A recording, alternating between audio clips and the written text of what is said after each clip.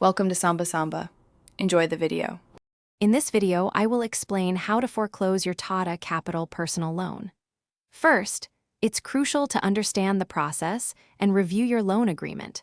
This document outlines all the specific terms and conditions, including any potential prepayment penalties. You'll need to determine your outstanding principal and any charges to get started on the right foot. Next, let's calculate the exact amount needed for foreclosure. This involves adding your total outstanding principal to any prepayment penalties. Some loans might have a charge, often a small percentage like 2%, for closing early. Don't forget to include any accrued interest up to your chosen foreclosure date to get the precise figure. Once you have the exact amount, contact Tata Capital to confirm it and discuss payment options. You can typically pay through various methods, such as online banking, a demand draft, or by visiting a branch.